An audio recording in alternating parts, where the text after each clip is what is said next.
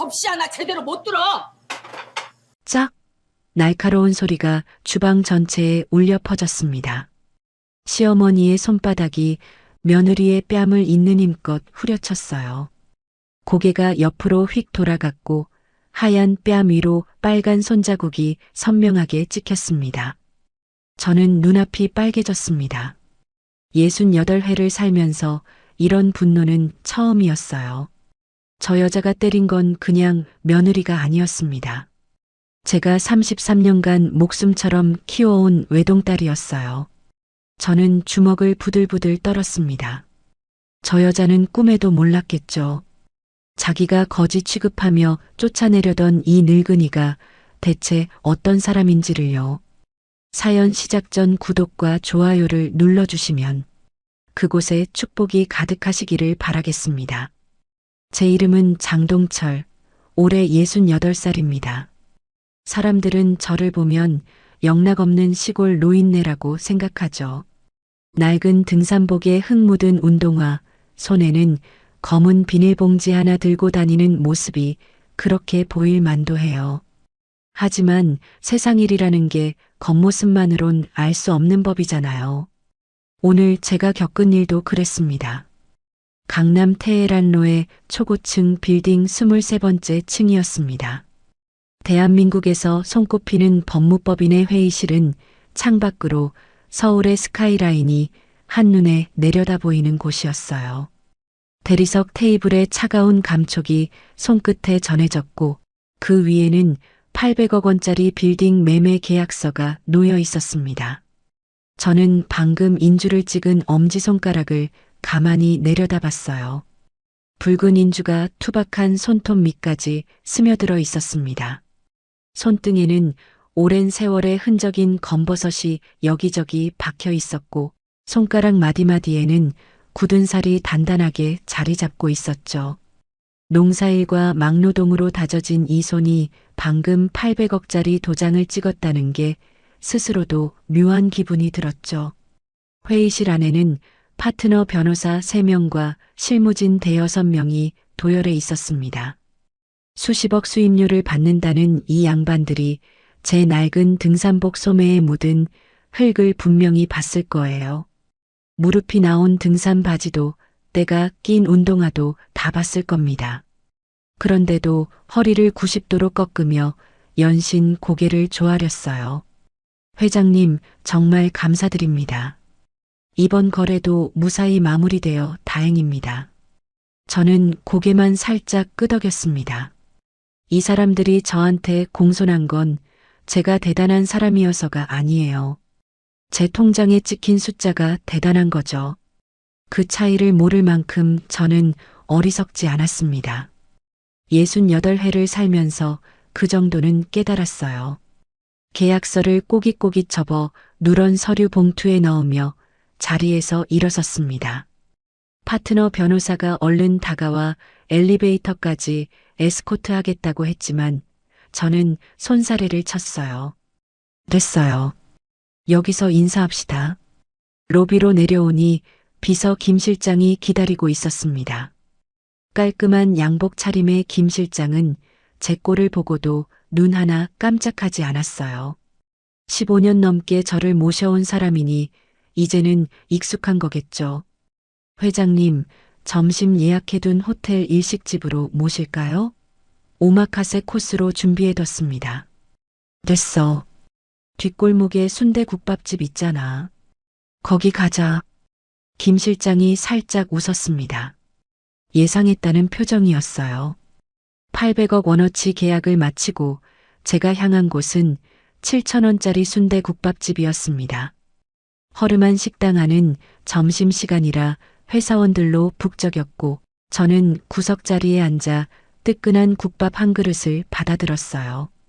기름기가 둥둥 뜬 뽀얀 국물에서 모락모락 김이 피어올랐습니다. 들깨가루를 듬뿍 풀고 새우젓으로 간을 맞추니 구수한 냄새가 코끝을 간지렸죠.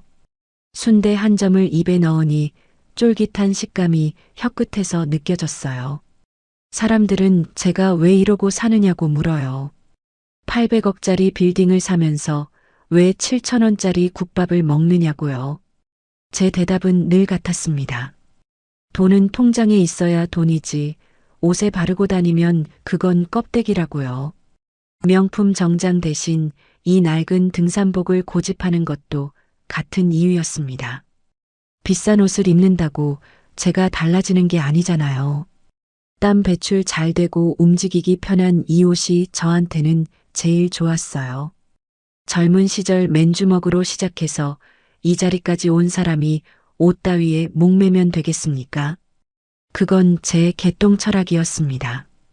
국밥을 반쯤 비웠을 때 문득 딸 생각이 났습니다. 미소, 제 하나뿐인 딸이에요. 시집간 지 3년이 넘었는데 요즘 들어 부쩍 보고 싶었습니다. 밤에 잠이 안 올 때면 딸 어릴 적 사진을 꺼내보곤 했어요. 저는 숟가락을 내려놓고 휴대전화를 꺼냈습니다. 딸 이름을 누르자 신호가 갔고 4-4번 울린 뒤에야 연결이 됐어요. 아빠, 수화기 너머로 들리는 딸의 목소리에 저도 모르게 입가에 미소가 번졌습니다. 그런데 뭔가 이상했어요. 딸의 숨소리가 거칠었고 뒤쪽에서 그릇 달그락거리는 소리와 물 흐르는 소리가 들렸습니다. 마치 식당 주방 같은 소음이었죠. 미소야, 뭐해? 바쁜 거 아니야? 아, 아니야. 그냥 집안일 좀 하고 있었어. 별일 없지? 시어머니는 잘 계시고? 잠깐의 침묵이 흘렀습니다. 1초, 2초. 그 짧은 침묵이 왠지 마음에 걸렸어요. 딸이 뭔가를 삼키는 듯한 소리가 수화기 너머로 들렸습니다. 그럼요, 아빠. 시어머니가 얼마나 잘해주시는데요. 걱정 마세요. 저 진짜 잘 지내요. 딸의 목소리에서 미세한 떨림이 느껴졌습니다.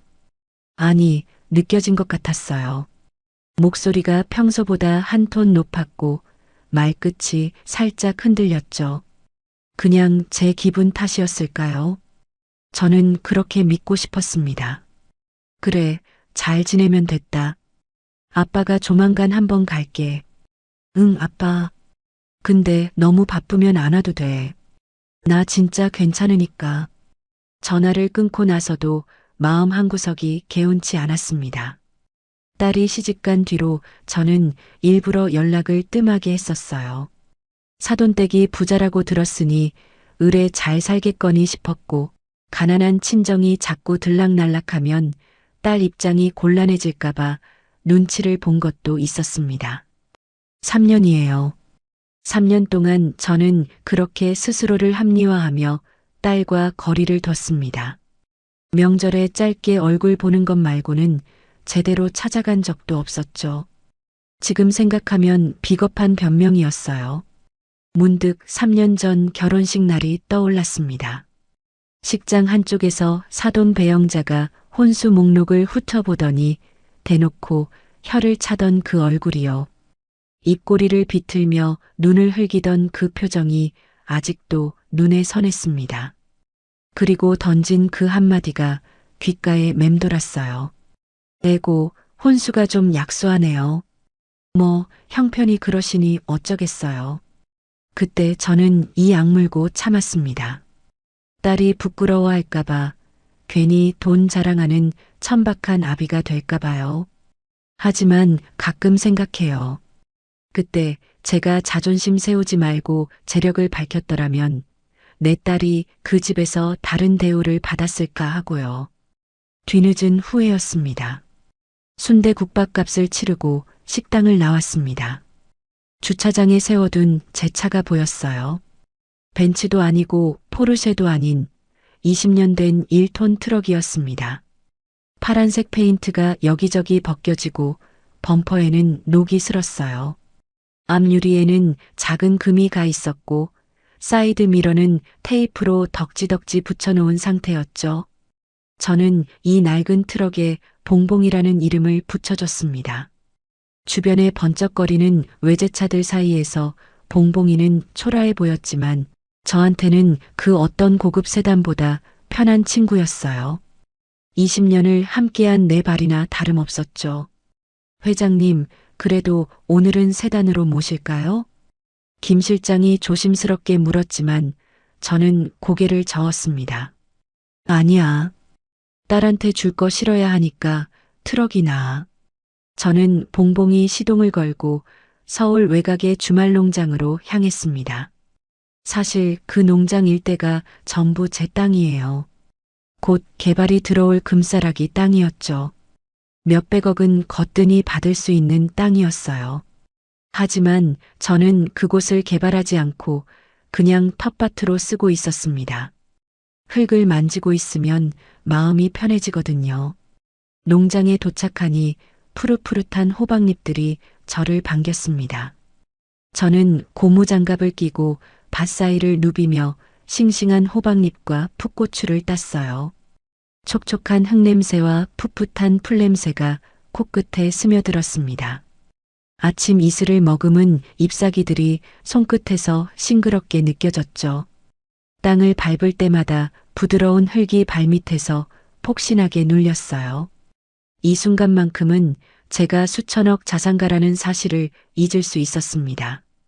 백화점에서 파는 비싼 명품 고기 대신 직접 기른 유기농 채소를 검은 비닐봉지에 담았습니다. 동네 방앗간에서 갓 짜온 참기름도 넣었고요. 딸이 어릴 때부터 좋아하던 것들이었어요. 호박잎쌈에 된장 찍어 먹던 그 시절이 눈에 선했습니다. 투박한 선물이지만 아비의 정성만큼은 어떤 명품보다 값지다고 믿었습니다. 그때 김 실장에게서 전화가 왔습니다. 회장님, 오늘 잔금 치르신 압구정 더 팰리스 건물 있잖습니까? 1층에 한정식 집이 있는데 임대차 현황 파악 겸 한번 들르시겠습니까? 저는 잠시 말을 멈췄습니다. 그 한정식 집이 사돈 배영자가 운영하는 가게라는 걸 이미 알고 있었거든요. 청담이라는 이름의 고급 한정식 집이었죠. 사실 그걸 알고 일부러 그 건물을 매입한 것이기도 했습니다. 딸이 가까이 있는 곳을 소유하고 싶은 아비 마음이었어요. 그래, 가보지 뭐. 사돈 가게 임대료도 좀 깎아주고 겸사겸사 인사도 하고. 근데 내 신분은 아직 밝히지 마. 서프라이즈로 가게. 전화를 끊고 봉봉이에 올라탔습니다. 흙투성이 신발을 털지도 않고요. 조수석에는 딸줄 반찬 봉지를 올려놓았고 대시보드 위에는 800억짜리 매매 계약서가 든 누런 서류 봉투가 덩그러니 놓여 있었어요. 검은 봉지 반찬과 수백억 계약서. 이 기묘한 조합이 바로 장동철이라는 사람이었습니다. 강남대로에 진입하자 신호가 걸렸습니다. 낡은 트럭이 끼어들자 옆 차선에서 번쩍거리는 스포츠카 한 대가 경적을 울렸어요. 운전석 창문이 내려가더니 젊은 남자가 뭐라 중얼거렸습니다. 아마 저 늙은이 트럭 때문에 차선이 막힌다는 소리였겠죠. 손가락질까지 하더군요. 저는 그냥 피식 웃었습니다. 저 친구 차 할부금이 아마 내 트럭 값보다 비쌀 거예요. 하지만 뭐 어떻습니까? 남이 뭐라 하든 제 갈 길 가면 되는 거죠. 압구정으로 향하는 길, 휴게소에서 산 호두과자를 하나 입에 넣었습니다. 고소한 맛이 입안에 퍼졌어요. 오랜만에 딸을 본다는 생각에 절로 콧노래가 나왔습니다. 창밖으로 스쳐 지나가는 가로수들이 유난히 싱그러워 보였어요. 곧 보자, 미소야. 아빠가 간다. 그때는 몰랐습니다. 제가 지금 폭풍전야의 고요 속에 있다는 것을요. 그 한정식집 문을 열고 들어서는 순간 제 평온한 일상이 송두리째 뒤집어질 거라는 것을요. 저는 그저 딸이 보고 싶어서 반찬 봉지 하나 들고 찾아가는 평범한 늙은 아비였을 뿐이었습니다. 압구정 한복판에 도착했을 때 저는 잠시 트럭에서 내리지 못하고 멍하니 건물을 올려다봤습니다. 더 팰리스라는 이름의 이 건물, 오늘 아침 제가 800억을 주고 산 바로 그 건물이었어요. 25층짜리 고급 빌딩이 오후 햇살을 받아 유리벽이 반짝거렸습니다. 1층에 자리 잡은 한정식 집 청담은 한옥 스타일의 기와 지붕을 얹은 고급스러운 외관을 자랑하고 있었죠. 처마 끝에는 풍경이 달려 있었고 입구 양옆으로는 소나무 분재가 도열해 있었습니다. 그런데 입구에 걸린 대형 현수막이 눈에 들어왔습니다. 신규 건물주님 환영이라는 글씨가 붉은색 바탕에 금색으로 번쩍번쩍 빛나고 있었어요.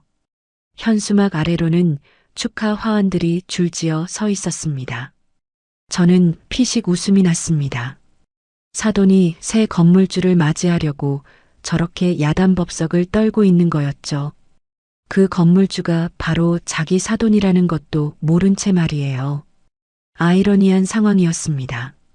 트럭에서 내려 검은 비닐봉지를 들고 정문 쪽으로 걸어갔습니다. 주차장에는 벤츠, 포르쉐, 제네시스 같은 고급 차량들이 줄지어 서 있었어요. 제 낡은 트럭이 그 사이에 끼어 있으니 마치 백조떼 사이에 오리 한 마리가 끼어 있는 것 같았습니다.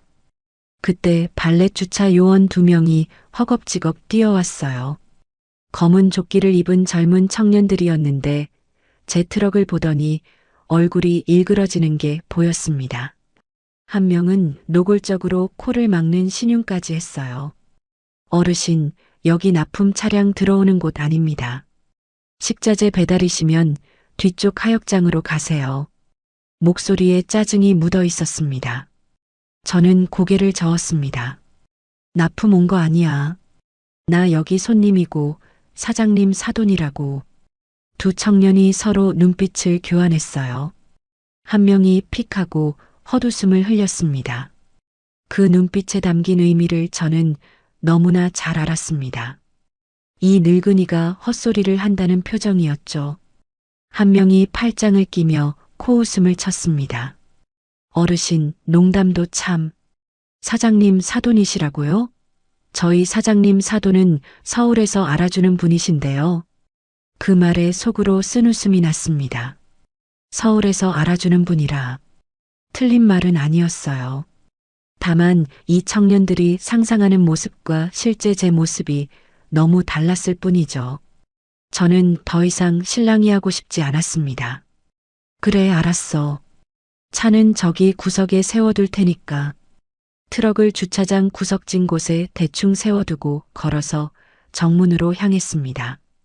발렛 요원들이 수군거리는 소리가 등 뒤로 들렸어요.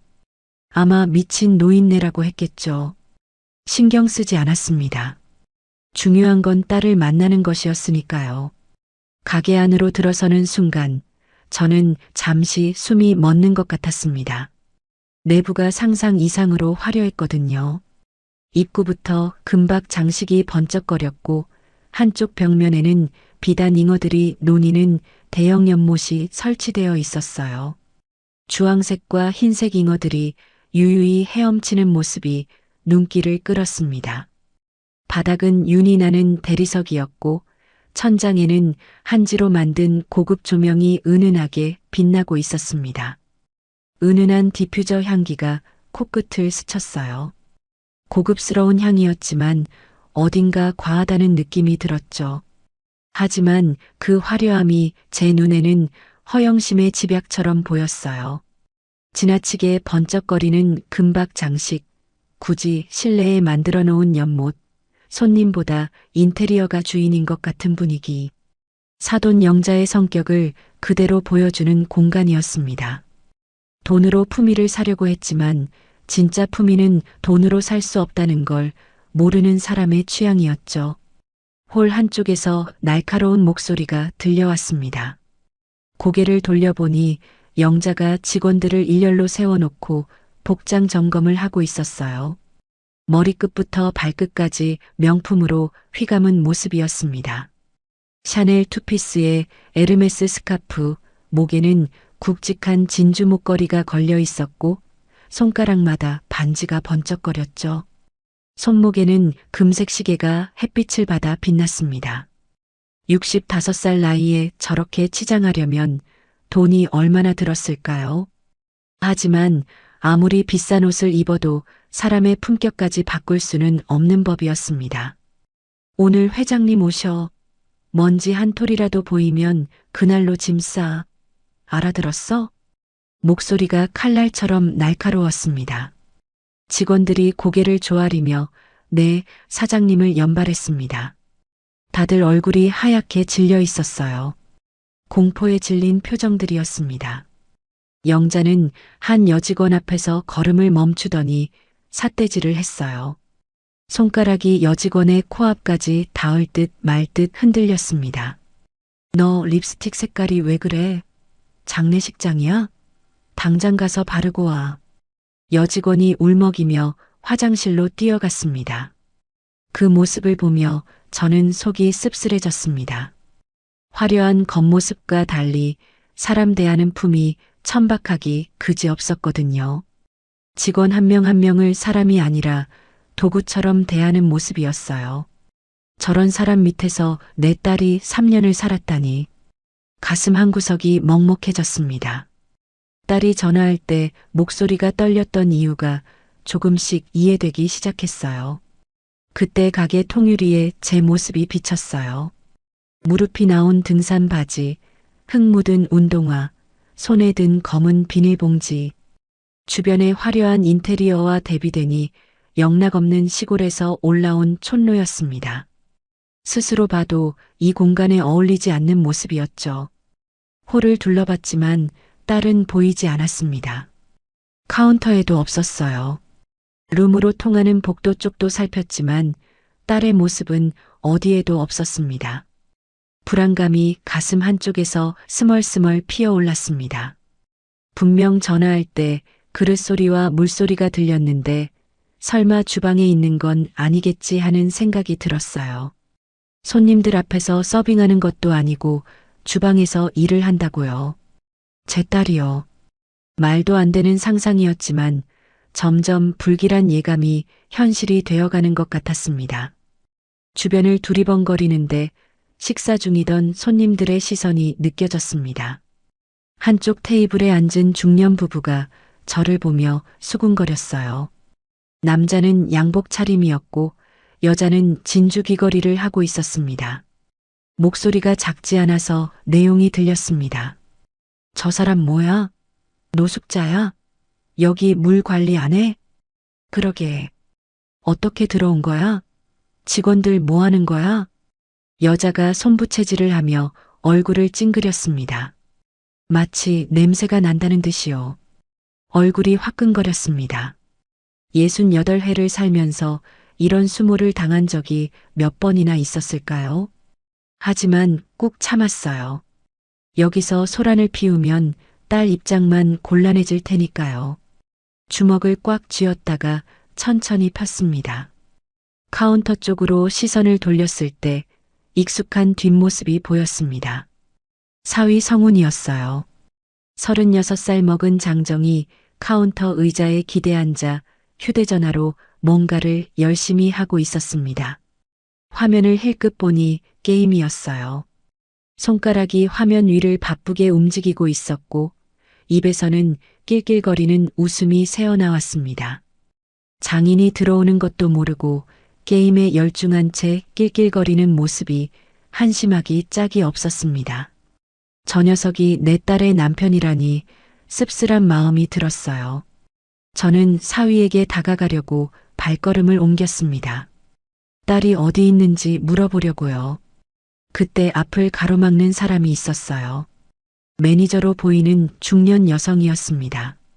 단정한 정장 차림에 명찰을 달고 있었죠. 위아래로 저를 훑어보더니 인상을 찌푸렸어요. 입꼬리가 실룩거리는 게 불쾌함을 참고 있다는 게 느껴졌습니다. 어르신, 여기 어떻게 들어오셨어요? 예약 없으시면 안 됩니다. 아, 나 여기 사장님 사돈이야. 딸 보러 왔어. 매니저의 눈썹이 꿈틀했습니다. 믿지 않는 표정이 역력했어요. 사돈이시라고요? 잠시만요.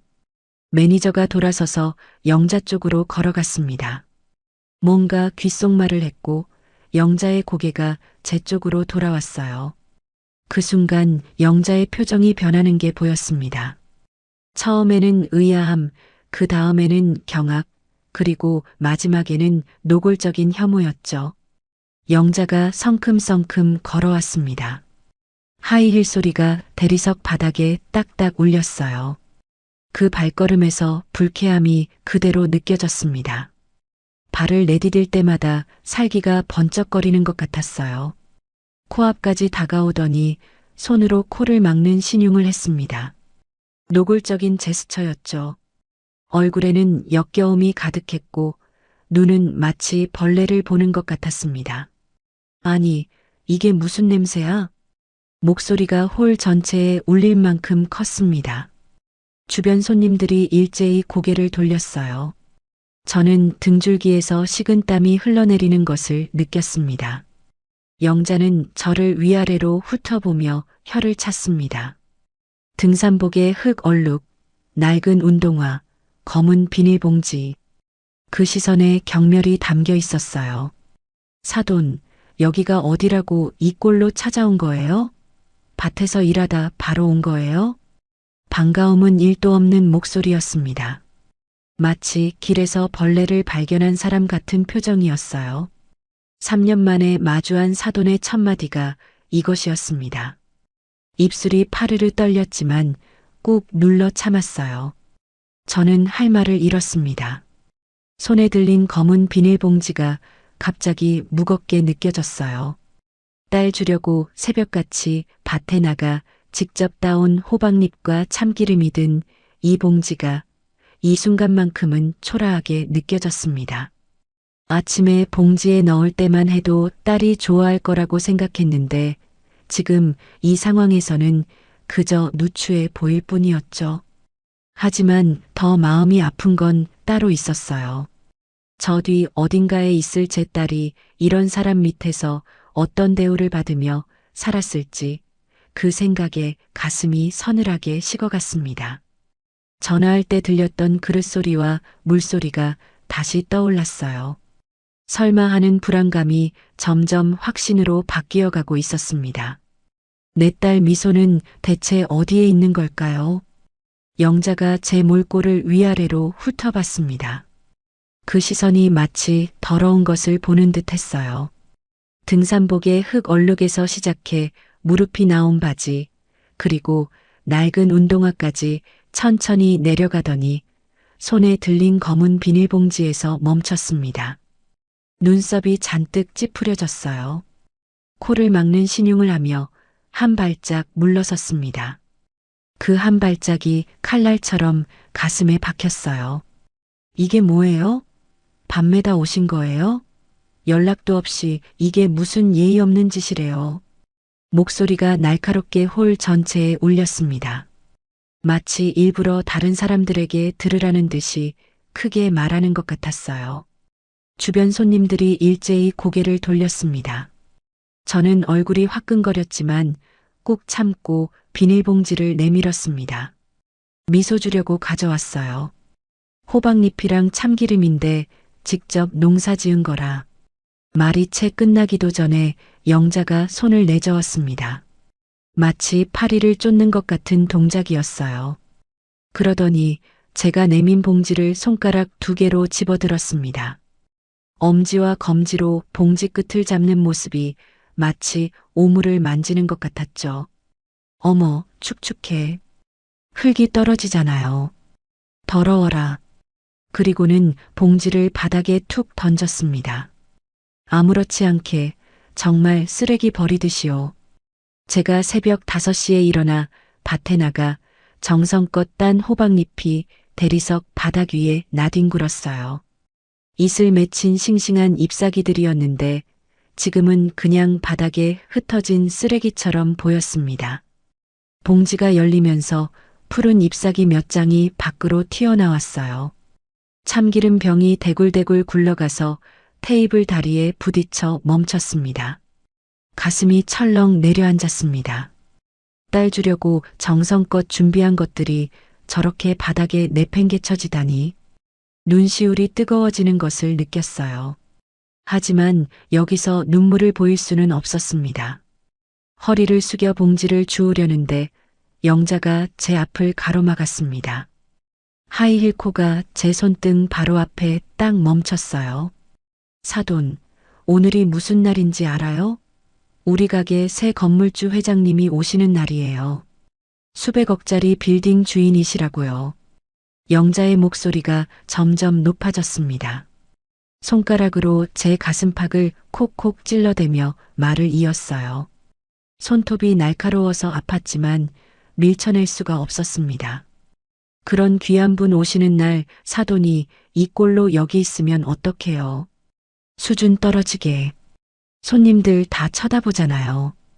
뒤를 돌아보니 정말로 손님들이 이쪽을 구경하고 있었습니다. 수군거리는 소리가 웅성웅성 들렸어요. 한 중년 남자가 휴대전화를 들고 이쪽을 찍는 것 같았습니다. 아마 웃긴 영상이라도 올리려는 모양이었죠. 수치심이 발끝에서부터 치밀어 올랐습니다. 사돈, 나 딸 보러 온 거예요. 미소 어디 있어요? 미소요? 미소는 지금 바빠요. 사돈 상대할 시간 없다고요. 영자가 손을 휘휘 저으며 매니저를 불렀습니다. 매니저가 종종 걸음으로 다가왔어요. 이 어르신 뒤쪽으로 모셔. 손님들 눈에 안 띄게. 매니저가 제 팔을 잡았습니다. 힘이 꽤 셌어요. 저는 버티려고 했지만 뒤에서 다른 직원이 등을 떠밀었습니다. 젊은 남자 직원이었어요. 두 사람이 양쪽에서 저를 끼고 홀 뒤쪽으로 끌고 갔습니다. 마치 범죄자를 연행하는 것 같았죠. 발이 질질 끌렸고 운동화 밑창이 대리석 바닥에서 끼익 소리를 냈습니다. 손님들이 수군거리는 소리가 등 뒤로 들렸어요. 누군가 킥킥거리며 웃는 소리도요. 분명히 저를 비웃는 소리였습니다. 창피하고 분했습니다. 68평생 이런 수모는 처음이었습니다. 눈앞이 아찔했어요. 화장실 옆 좁은 통로로 밀려났습니다. 홀의 은은한 디퓨저 향기와 달리 이쪽은 락스 냄새와 음식물 쓰레기 냄새가 뒤섞여 코를 찔렀어요. 어디선가 하수구 냄새도 났습니다. 형광등 불빛이 깜빡거렸고 바닥에는 물기가 질퍽거렸어요.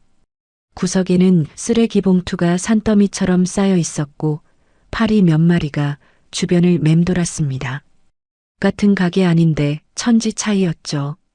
손님들에게 보여주는 화려한 얼굴과 감추고 싶은 추한 뒷모습. 영자라는 사람을 그대로 보여주는 공간 같았습니다. 영자가 뒤따라왔습니다. 하이힐이 물기 있는 바닥에서 딱딱거렸어요. 가끔 미끄러지는지 휘청거리면서도 제 앞까지 성큼성큼 걸어왔습니다.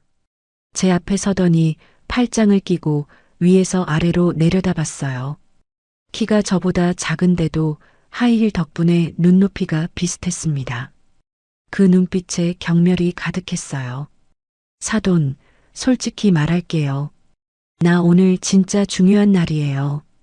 이 건물 새 주인한테 잘 보여야 재계약을 받든지 하지.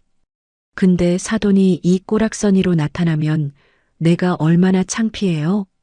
저는 아무 말도 할 수 없었습니다. 입술을 꽉 깨물었어요. 이 여자가 그렇게 만나고 싶어하는 건물주가 바로 나라고 당장이라도 소리치고 싶었습니다. 하지만 참았어요. 지금 판을 엎으면 딸이 더 힘들어질 것 같았거든요. 차비나 드릴 테니까 조용히 가세요. 영자가 핸드백에서 지갑을 꺼냈습니다. 명품 지갑이었어요. 금색 로고가 번쩍거렸습니다. 5만원권 2장을 빼더니 제 가슴팍에 찔러 넣었어요. 마치 구걸하는 사람에게 적선하듯이요. 동작이 너무 거칠어서 돈이 제대로 들어가지 않았습니다. 2장이 바닥으로 팔랑팔랑 떨어졌어요. 습기 찬 바닥 위에 5만원짜리 지폐가 축축하게 젖어갔습니다. 자, 받으셨으니까 이제 가세요. 응? 더 필요해요? 입꼬리를 비틀며 웃는 얼굴이 너무나 밉살스러웠습니다. 주먹이 부들부들 떨렸어요. 손톱이 손바닥을 파고들었습니다. 피가 날 것 같았지만 느껴지지 않았어요. 분노가 너무 커서 통증 따위는 아무것도 아니었습니다. 당장이라도 이 건물이 내 거라고, 당신이 그렇게 만나고 싶어 하는 회장이 바로 나라고 소리치고 싶었어요. 하지만 이를 악물었습니다. 아직은 때가 아니었어요. 그때 주방 쪽에서 소리가 들렸습니다. 그릇 부딪히는 소리, 물 흐르는 소리, 그리고 사람들 고함 소리. 아까 전화할 때 들었던 바로 그 소리였어요. 심장이 덜컥 내려앉았습니다. 어이, 미소 씨. 설거지 쌓인 거 안 보여? 손 빨리 놀려. 누군가의 거친 호통 소리가 주방에서 터져 나왔습니다. 미소. 분명히 제 딸 이름이었어요. 귀를 의심했습니다. 설마 내 딸이 저 안에서 설거지를 하고 있는 건가요? 저도 모르게 주방 쪽으로 발걸음을 옮겼습니다. 영자가 앞을 가로막았어요. 어디 가려고요? 사돈, 거긴 주방이에요. 들어가시면 안 돼요. 미소가 왜 주방에 있어요? 내 딸이 왜 거기서 설거지를 해요? 영자의 표정이 살짝 굳었습니다. 하지만 금세 태어난 척 웃음을 지었어요. 그 웃음이 오히려 섬뜩했습니다. 아, 그거요? 오늘 좀 바빠서 미소가 도와주는 거예요. 가끔 그래요. 뭘? 가끔이라고요. 저는 영자의 눈을 똑바로 쳐다봤습니다. 눈동자가 흔들리는 게 보였어요. 거짓말이라는 걸 알 수 있었습니다. 3년간 딸이 전화할 때마다 들렸던 이상한 소리들, 목소리의 떨림, 그리고 오늘 이 상황. 모든 것이 맞춰지기 시작했습니다. 비켜요. 낮고 단단한 목소리가 제 입에서 나왔습니다. 스스로도 놀랄 만큼 차가운 목소리였어요. 영자가 움찔했지만 여전히 길을 막았습니다. 사돈, 진짜 왜 이래요? 들어가 봤자 뭐가 달라지는데요? 그냥 가세요. 저는 영자의 어깨를 밀치고 주방 문을 열었습니다. 스테인리스 문짝이 쿵 하고 벽에 부딪혔어요. 증기와 기름 냄새가 확 끼쳐왔습니다. 훅 하고 밀려드는 열기에 얼굴이 화끈거렸어요. 시끄러운 환풍기 소리와 프라이팬 지글거리는 소리가 귀를 때렸습니다. 가스 불 위에서 냄비가 부글부글 끓고 있었고 연기가 천장으로 피어올랐죠. 요리사들이 분주하게 움직이고 있었습니다. 흰 조리복을 입은 사람들이 이리저리 뛰어다녔어요. 한쪽에서는 보조 직원들이 채소를 다듬고 있었고 반대쪽에서는 누군가 고기를 굽고 있었습니다. 아무도 제가 들어온 것을 신경 쓰지 않았어요. 너무 바빴거든요. 그리고 주방 가장 안쪽 하수구 바로 앞에 쭈그리고 앉아 있는 뒷모습이 보였습니다. 싱크대 아래 어둡고 습한 구석이었어요. 가장 힘들고 더러운 자리였습니다. 색바랜 티셔츠에 고무장갑을 낀 손, 땀에 젖어 등에 달라붙은 옷, 흘러내린 머리카락을 귀 뒤로 쓸어 넘기는 익숙한 동작. 심장이 멈추는 것 같았어요. 다리에 힘이 풀렸습니다. 미소야. 제 목소리가 떨렸습니다. 목이 메어서 제대로 소리가 나오지 않았어요. 그 뒷모습이 천천히 고개를 돌렸습니다. 땀으로 젖은 머리카락이 이마에 달라붙어 있었고 화장기 없는 얼굴은 창백하고 야윈 게 병색이 완연했어요. 눈 밑에는 다크서클이 짙게 내려앉아 있었습니다. 3년 전 결혼식 때 환하게 웃던 그 얼굴이 아니었어요. 마치 다른 사람 같았습니다. 딸이 저를 보고 눈을 크게 떴습니다. 고무장갑 낀 손이 허공에서 멈췄어요. 입술이 파르르 떨렸습니다. 눈에 금세 눈물이 그렁그렁 맺혔어요. 아, 아빠? 왜 여기? 그 순간 세상의 모든 소리가 멈춘 것 같았습니다. 프라이팬 소리도 환풍기 소리도 사람들 고함 소리도 들리지 않았어요. 오직 딸의 창백한 얼굴만 제 눈에 들어왔습니다.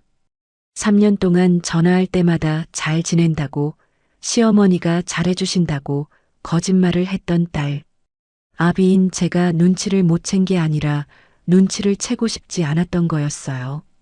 가슴 속에서 무언가가 와르르 무너져 내리는 소리가 들렸습니다. 내 딸이, 내 하나뿐인 귀한 딸이 시어머니 가게 주방 바닥에서 설거지를 하고 있었습니다. 하수구 옆에 쭈그리고 앉아서요. 식모도 이런 식모가 없었습니다. 3년간 내 딸이 이렇게 살았던 겁니다.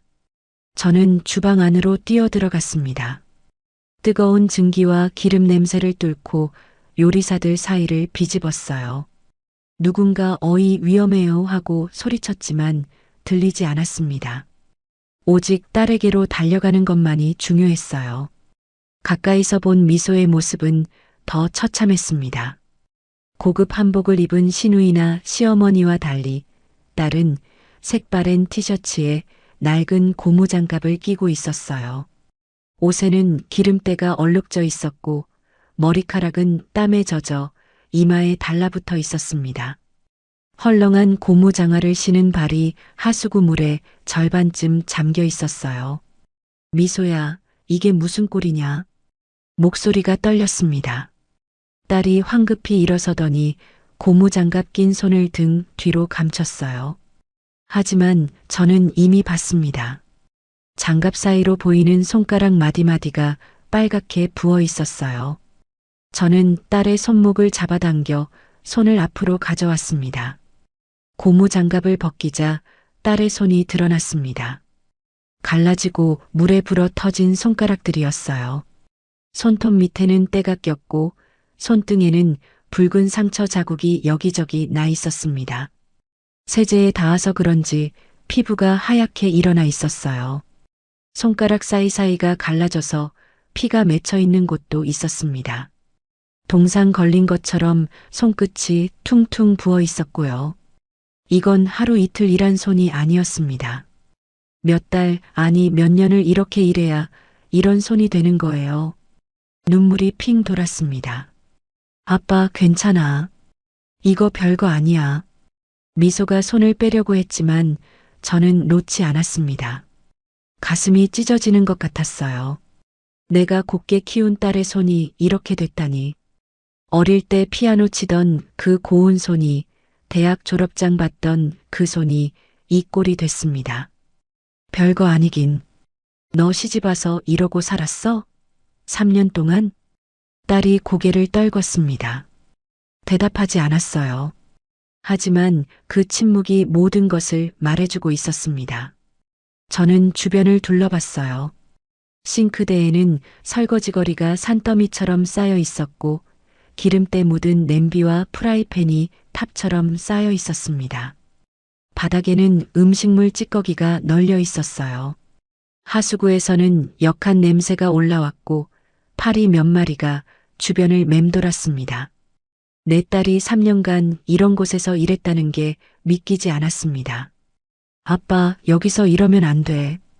제발 가줘. 응? 미소가 저를 밀어냈습니다.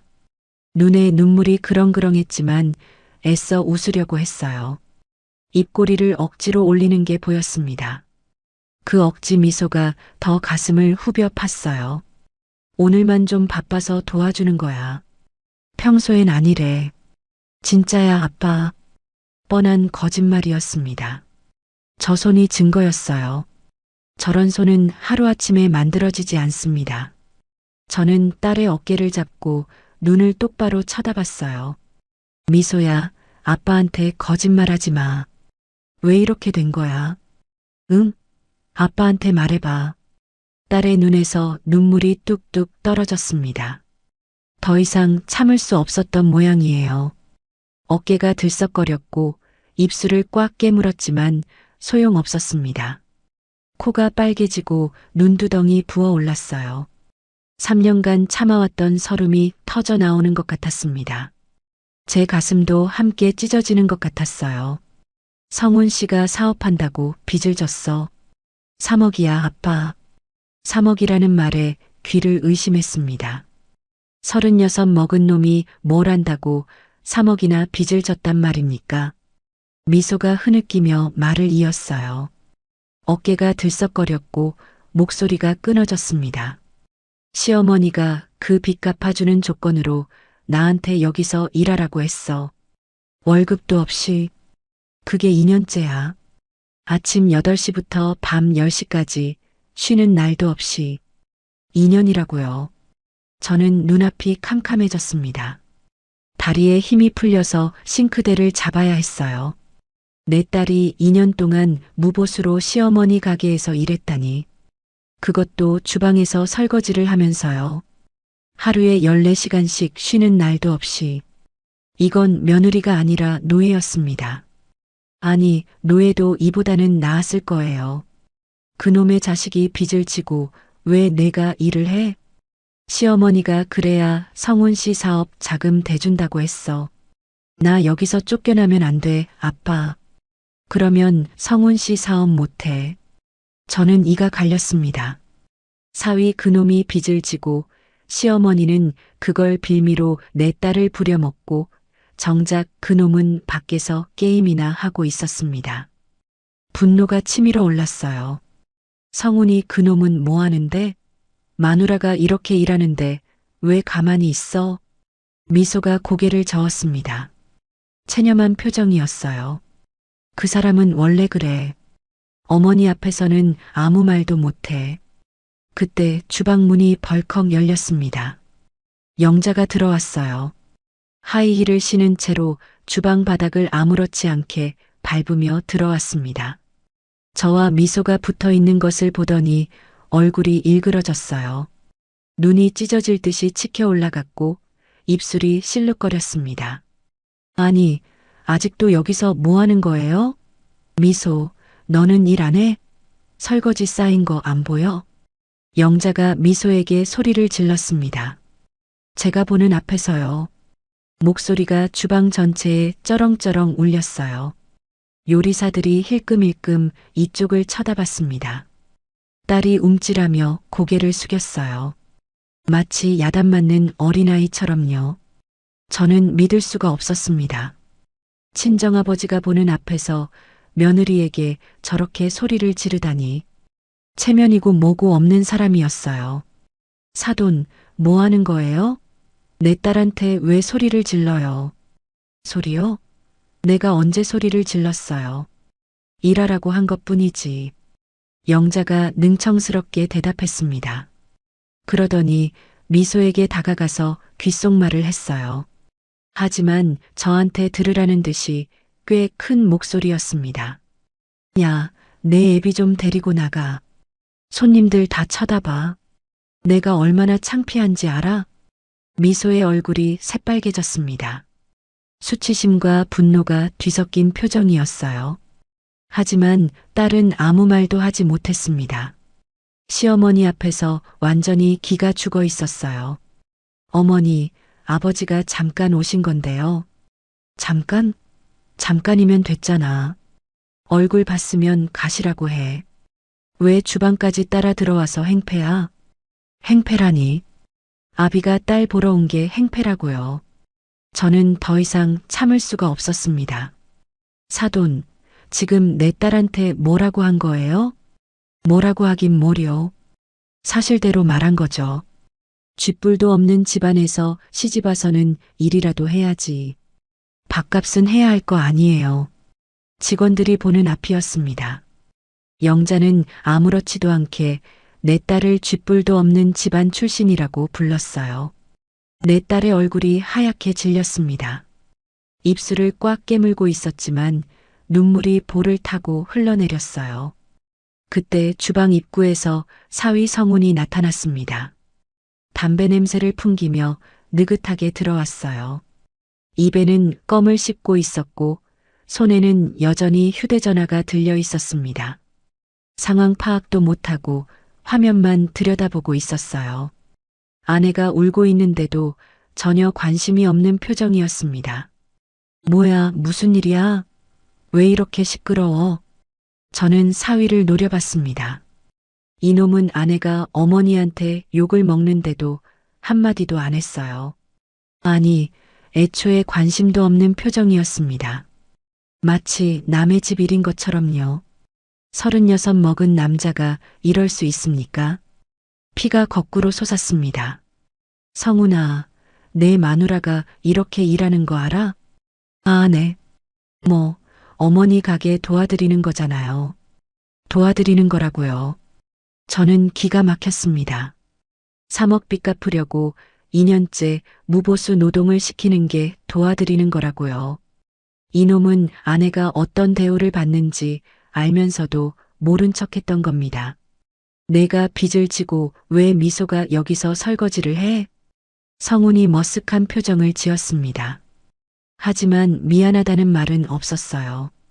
그게 뭐 어머니가 그렇게 하라고 하셔서 어머니가 하라고 하면 다 해? 내 마누라야, 이 녀석아.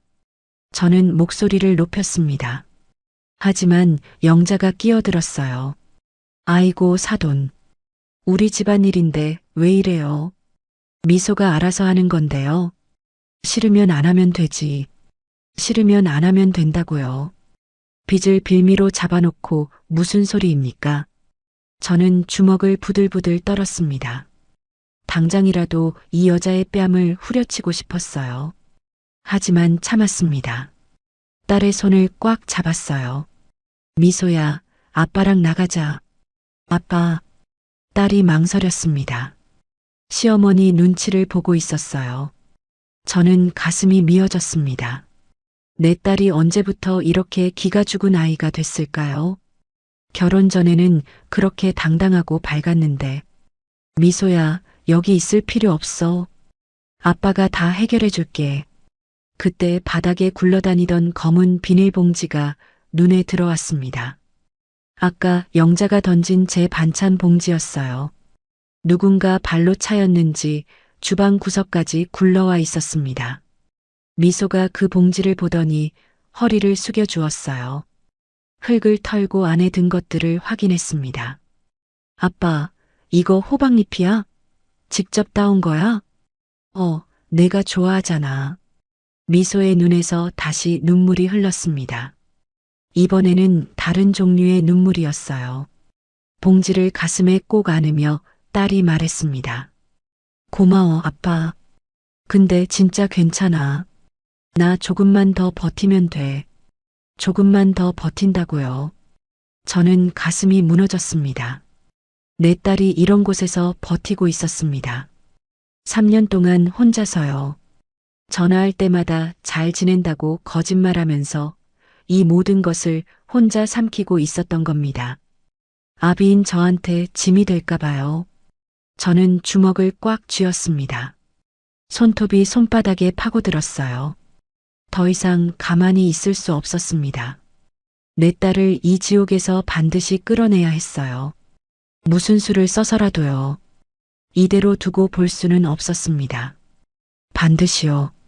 꼭이요. 기필코요. 저는 딸의 손을 잡은 채 주방을 나서려고 했습니다. 더 이상 이곳에 딸을 두고 싶지 않았어요. 당장 데리고 나가서 병원부터 가야겠다고 생각했습니다.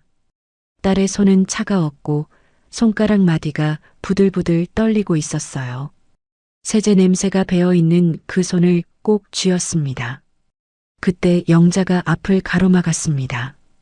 양팔을 벌리고 주방 문 앞에 딱 버티고 섰어요. 눈이 도끼로 번들거렸습니다. 입꼬리가 실룩거렸고 광대뼈가 불룩 튀어나와 보였어요. 어디 가려고요? 미소는 오늘 일 끝날 때까지 못 나가요. 뭐라고요? 지금 내 딸 이 꼴로 만들어 놓고 무슨 소리예요? 꼴이요? 내가 뭘 어쨌는데요? 미소가 알아서 일하는 건데. 억울하면 빚을 갚고 나가든지. 영자가 능글맞게 웃었습니다. 저는 피가 거꾸로 솟았어요. 이 여자는 자기가 뭘 잘못했는지 전혀 모르고 있었습니다. 아니, 알면서도 뻔뻔하게 구는 거였죠. 빚은 성훈이가 진 거잖아요. 왜 미소가 갚아요? 우리 성훈이 마누라니까 당연히 같이 갚아야죠. 부부는 일심동체잖아요. 안 그래요? 말도 안 되는 논리였습니다. 저는 어이가 없어서 헛웃음이 나왔어요. 이런 사람이랑은 말이 안 통한다는 걸 깨달았습니다. 미소야, 가자. 저는 딸의 손을 잡아당겼습니다. 하지만 미소가 움직이지 않았어요. 고개를 푹 숙인 채 바닥만 보고 있었습니다. 아빠, 나 못 가. 여기서 나가면 진짜 끝이야. 뭐가 끝이야? 아빠가 다 해결해 줄게. 아빠가 어떻게 해? 3억이야, 3억. 딸의 목소리가 떨렸습니다. 3억이라는 금액에 완전히 기가 죽어 있었어요. 저는 가슴이 답답했습니다. 3억이 뭐라고? 내 통장에는 그 100배가 넘는 돈이 있는데. 하지만 그 말을 할 수가 없었어요. 지금 여기서 제 정체를 밝히면 상황이 더 복잡해질 것 같았거든요. 그때 홀 쪽에서 소란이 들렸습니다. 매니저가 허둥지둥 뛰어들어왔어요. 얼굴이 상기되어 있었습니다. 사장님, 회장님 비서실에서 연락 왔어요. 거의 다 오셨대요. 영자의 표정이 순식간에 바뀌었습니다. 저한테 보이던 그 도끼 서린 얼굴이 사라지고 들뜬 표정이 떠올랐어요. 눈이 반짝거렸습니다. 진짜? 얼마나 남았대? 15분이요. 어머, 큰일이네. 다들 준비해. 영자가 부산하게 움직이기 시작했습니다. 아까까지 저한테 악다구니를 쓰던 사람이 맞나 싶을 정도로 태도가 달라졌어요. 거울을 보며 머리를 만지고 립스틱을 고쳐 바르고 옷매무새를 다듬었습니다. 진주 목걸이 위치도 조절하고 반지가 잘 보이게 손을 펴보기도 했어요. 180도 달라진 모습이었죠. 돈 앞에서 이렇게 천박해질 수 있는 인간이라니. 저는 그 모습을 보며 속이 뒤틀렸습니다. 저 여자가 저렇게 만나고 싶어하는 회장이 바로 나인데 내 앞에서는 개처럼 굴면서 돈 있는 사람 앞에서는 꼬리를 치다니. 인간이 이렇게까지 이중적일 수 있습니까? 역겨웠습니다. 미소, 너 뭐해? 얼른 그릇 준비해. 영자가 딸에게 소리쳤습니다. 회장을 맞이할 준비로 정신이 없으면서도 딸 부려먹는 건 잊지 않았어요. 회장님, 접대용 도자기 있잖아. 그거 꺼내. 빨리. 미소가 후다닥 창고 쪽으로 뛰어갔습니다. 저는 딸의 뒷모습을 바라보며 주먹을 꽉 쥐었어요. 시어머니가 호통을 치면 벌벌 떨며 복종하는 딸의 모습이 너무 안쓰러웠습니다. 잠시 후 미소가 커다란 나무 상자를 들고 나왔습니다. 상자 안에는 고급 도자기 그릇들이 들어 있었어요. 청아백자였습니다. 하나에 수십만 원은 할 것 같은 도자기들이었어요. 조선시대 도자기를 재현한 고급품이라고 했습니다. 조심해. 그거 깨지면 내 몸값으로도 못 갚아. 영자가 날카롭게 경고했습니다. 미소가 조심조심 상자를 옮기는데 손이 떨리는 게 보였어요.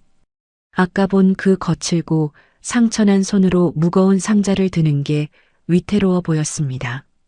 손목이 시큰거리는지 얼굴을 찡그렸어요. 저는 딸을 도와주려고 다가갔습니다. 그런데 영자가 제 앞을 막아섰어요. 사돈, 어디 만져요? 손에 흙 묻었잖아요. 비켜요. 그러면서 제 가슴을 손으로 밀쳤습니다.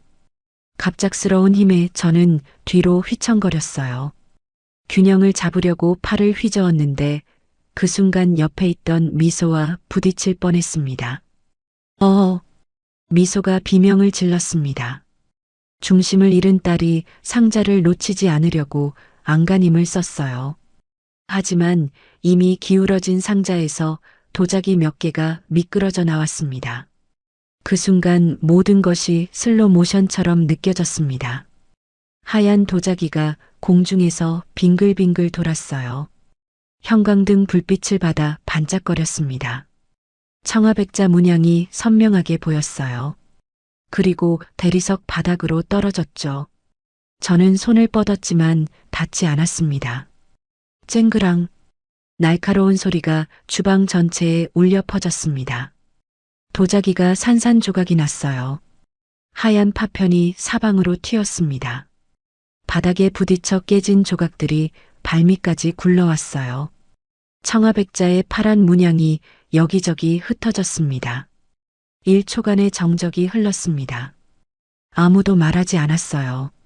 요리사들도 손을 멈추고 이쪽을 쳐다봤습니다. 파편만 바닥에서 굴러가는 소리가 들렸죠. 그리고 그 정적을 깬 건 영자의 비명이었습니다. 아, 내 도자기, 내 도자기. 영자가 머리를 쥐어뜯으며 소리를 질렀어요. 얼굴이 일그러졌습니다. 눈이 뒤집힐 것처럼 치켜 올라갔고 입에서는 거품이 일 것 같은 기세였어요. 목에 힘줄이 불끈 튀어나왔습니다. 회장님 드릴 접시였어. 이거 세트로 500만 원이야. 500만 원. 너 이거 어떻게 할 거야? 500만 원이라는 말에 미소의 얼굴이 하얗게 질렸습니다. 입술이 파르르 떨렸어요. 딸이 바닥에 주저앉아 파편을 맨손으로 주우려고 했습니다. 날카로운 조각에 손이 베이는 것도 모르고요. 미소야, 만지지 마. 저는 딸에게 달려갔습니다.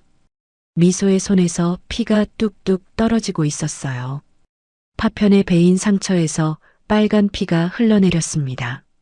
하지만 딸은 그걸 신경 쓸 여유도 없이 파편을 주워 담고 있었어요. 어떻게, 이거 어떻게. 미소가 울먹이며 중얼거렸습니다. 완전히 패닉 상태였어요. 손은 피투성이가 되어가는데 파편만 주워 담고 있었습니다. 저는 딸의 손목을 잡아 일으켜 세웠습니다. 그런데 그때 영자가 달려들었어요. 이성을 잃은 표정이었습니다. 눈이 풀려 있었고 입술이 파르르 떨렸어요. 인연이 미쳤어. 진짜 미쳤어. 영자가 미소의 머리채를 잡으려고 손을 뻗었습니다. 저는 반사적으로 딸을 감싸 안았어요. 영자의 손이 제 팔에 부딪혔습니다. 비켜요. 전현 때문에 다 망했어. 진정하세요, 사돈. 진정? 회장님, 올 접시가 깨졌는데 진정이 돼요? 재수 없는 것들이 꼬여서 다 망쳐놨어. 영자가 저를 밀쳐내고 미소에게 달려들었습니다. 그리고 미소의 뺨을 잇는 힘껏 때렸어요. 짝! 날카로운 소리가 울렸습니다.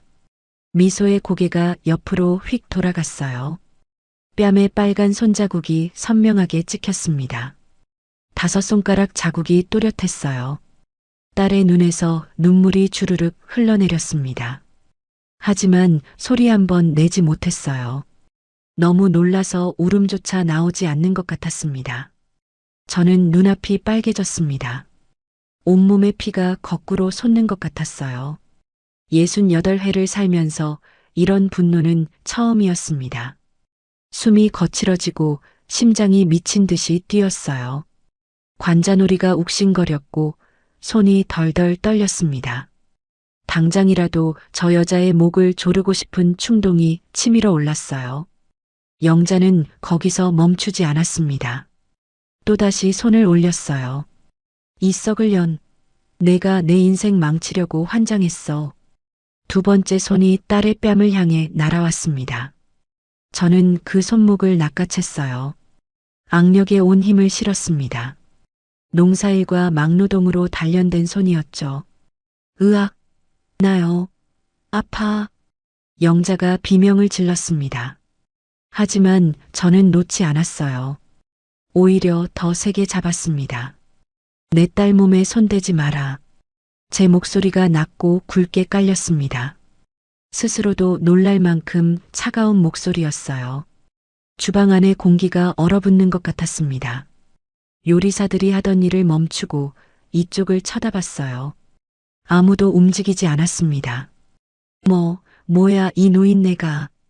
영자가 발버둥 쳤지만 제 손에서 벗어나지 못했습니다. 손목이 빨갛게 물들어갔어요.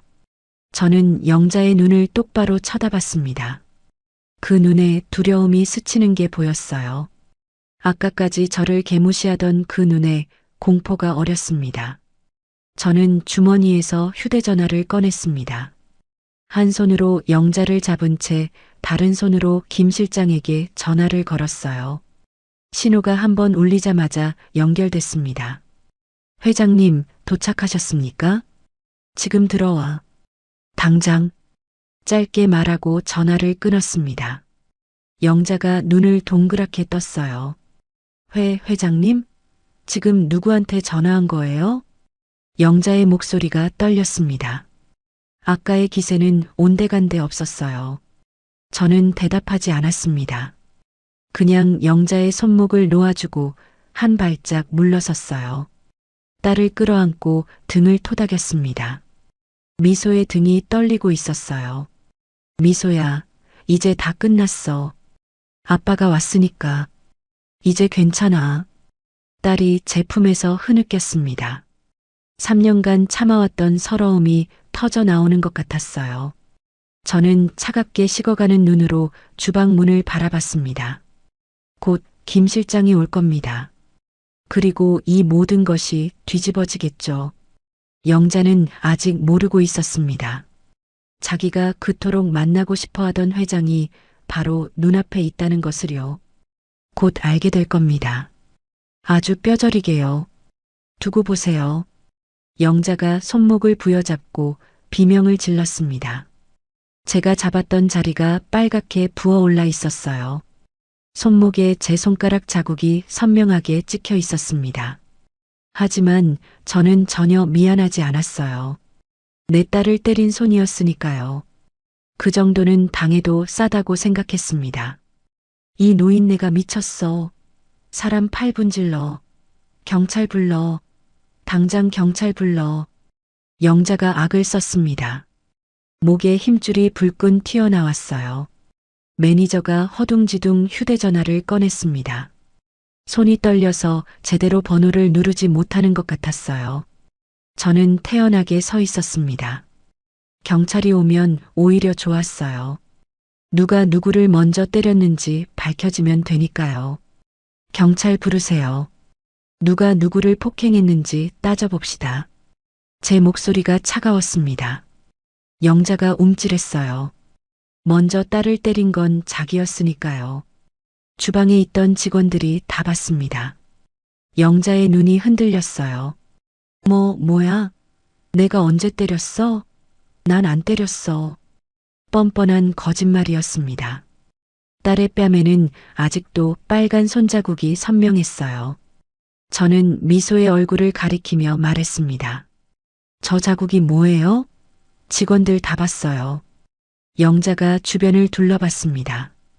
요리사들과 보조 직원들이 고개를 돌렸어요. 눈을 마주치지 않으려고 했습니다. 하지만 분명히 다 봤죠. 영자의 얼굴이 일그러졌어요. 야, 너희들. 뭘 봤어? 아무것도 못 봤지?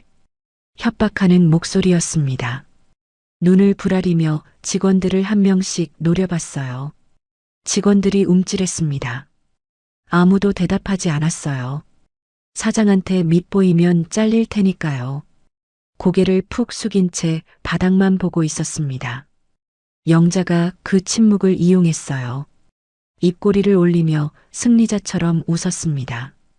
봐요, 아무도 못 봤대요. 사돈이 헛소리하는 거지. 여기 있는 사람들 전부 증인이에요. 사돈이 난데없이 들어와서 행패 부린 거라고. 저는 이가 갈렸습니다. 이 여자는 정말 뻔뻔함의 끝판왕이었어요. 증인들을 협박해서 입을 막다니. 하지만 상관없었습니다. 곧 김 실장이 올 테니까요. 그때 성훈이 끼어들었습니다. 아까까지 구경만 하던 놈이 갑자기 나섰어요. 담배 냄새를 풍기며 저를 밀쳐냈습니다. 그리고 미소 앞에 섰어요. 마치 아내를 보호하는 것 같은 포즈였지만 눈빛은 전혀 그렇지 않았습니다. 어머니 편을 들 준비가 되어 있는 눈빛이었어요. 장인어른, 이제 그만 가세요. 우리 집안일에 왜 이래요? 집안일? 내 어머니가 내 딸을 때렸는데 집안일이야? 때린 게 아니라 훈계한 거예요. 며느리가 잘못했으면 시어머니가 가르칠 수 있는 거 아니에요? 요즘 세상에도 그 정도는 있잖아요. 저는 귀를 의심했습니다. 이놈은 제정신이 아니었어요. 아내가 뺨을 맞았는데 시어머니 편을 드는 남편이 어디 있습니까? 36 먹은 남자가 아내 하나 보호 못하고 어머니 치맛바람에 놀아나는 꼴이라니. 미소의 얼굴이 더욱 창백해졌어요. 남편한테까지 배신당한 표정이었습니다. 눈에서 희망이 사라지는 게 보였어요. 성훈아, 너 지금 뭐라고 한 거야? 사실이잖아요. 미소가 접시를 깼으니까 어머니가 화나신 거지. 그리고 장인어른이 끼어들어서 일이 커진 거고요. 책임을 저한테 돌리고 있었습니다. 저는 기가 막혔어요. 이 상황을 만든 건 영자인데 제가 끼어들어서 일이 커졌다고요. 분노가 치밀었지만 꾹 눌렀습니다. 그래, 내가 끼어들어서 일이 커졌다고? 그럼 내가 안 왔으면 내 마누라가 계속 이렇게 살아도 됐겠네? 성훈이 대답하지 못했습니다. 눈을 피하며 머리를 극적거렸어요. 비겁한 놈이었습니다. 아내를 지킬 배짱도 없으면서 결혼은 왜 했는지 모르겠어요. 이런 놈한테 딸을 맡긴 제가 한심했습니다. 영자가 다시 나섰습니다. 아까보다 더 도끼 서린 얼굴이었어요. 뭔가 결심한 표정이었습니다. 사돈 좋아요. 이렇게 나오시겠다 이거죠? 그럼 나도 생각이 있어요. 영자가 미소에게 다가갔습니다. 딸의 팔을 잡아 끌었어요. 미소야, 너 오늘부로 이혼이야. 이혼? 이혼이라는 말에 미소가 눈을 크게 떴습니다. 얼굴이 하얗게 질렸어요. 입술이 파르르 떨렸고 다리에 힘이 풀리는지 비틀거렸습니다. 어머니. 그게 무슨 말이긴 뭐가 무슨 말이야. 내 애비가 이 지랄을 하는데 내가 왜 너를 며느리로 두고 있어야 해? 쥐뿔도 없는 집안에서 시집와서는 사고만 치고. 당장 나가.